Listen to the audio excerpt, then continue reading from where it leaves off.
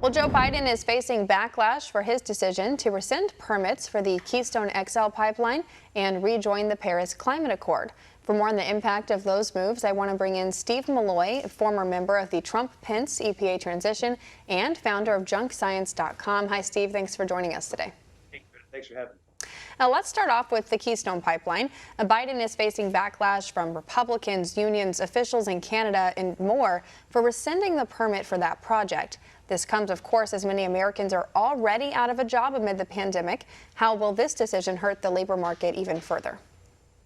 Yeah, so, Joe Biden positions himself as blue-collar Joe.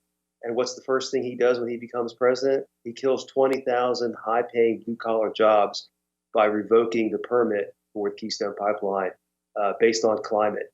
And it's a completely pointless loss of jobs. It's going to cost billions of dollars in wealth creation, billions of dollars in state and local taxes, and all for no reason, because the oil that he's trying to block from being refined in the U.S. is just going to be, it's going to come over the border, not by pipeline, but by rail car, which is more dangerous. Or Canada is just going to ship it by pipeline out to its west coast and for export to Asia. So nothing's really been gained. We're just killing 20,000 jobs. Under the Trump administration, the U.S. became energy independent for the first time ever. Now, how does that change if this pipeline can't be built? Well, this is only a small part of our energy system. President Trump did a great job. He basically put the clamps on EPA and ended the war on coal and war on fossil fuels and let our energy sector develop. And that's all going to come to a screeching halt with Joe Biden. He promised during the campaign that he was going to ban fracking on federal lands, and finally at the end just said he was going to phase out fossil fuels. I mean, we are energy dependent because of our fracking industry and our coal industry and the nuclear plants we have, and even the wind and solar. As long as we pursue an all of the above strategy, we're going to be doing great. But if we start, getting rid of fracking for political reasons, we've already gotten rid of coal for political reasons, we're going to be back in the grasp of OPEC and at the mercy of adversaries like China and Russia. And I don't really think that's where we want to be. As you mentioned there on the campaign trail, Biden attempted to deny his plans to eliminate fracking and oil drilling. He's already, though, of course, taking steps toward that in Alaska. What happens to those workers when they're pushed out of a job? Can they just transition into green energy like Biden says they can?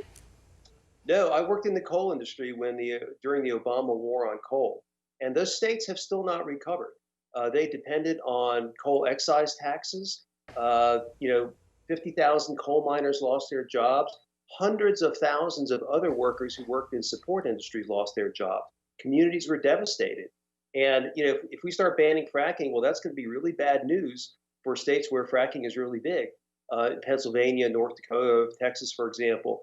But the effects are going to be felt nationwide because the reason we still have $2, $3 gasoline is because of fracking. If Joe Biden succeeds in getting rid of fracking, we're going to have $8 gasoline, $10 gasoline. That's just going to be economically devastating.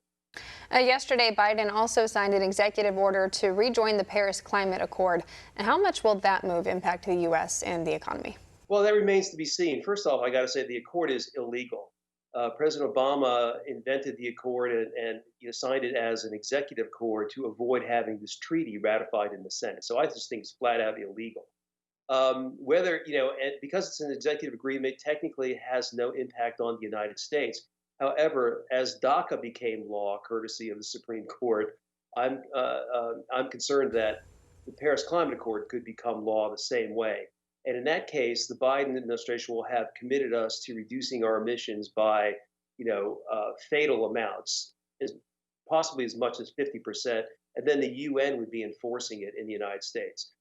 This is just a disaster. It's illegal. It's just shocking that it makes no sense. It's going to make no difference to the environment. John Kerry, who signed the Paris Climate Accord for President Obama, he is on tape admitting that emission cuts in industrial countries, including the U.S., don't make a difference. So what are we doing this for? All right, Steve Milloy there, founder of junkscience.com, joining us to discuss the impact of Joe Biden's climate decisions. Thanks so much for coming on the show today. Want to see more videos like this? Visit OANN.com for immediate access to all the clips you've been waiting to see.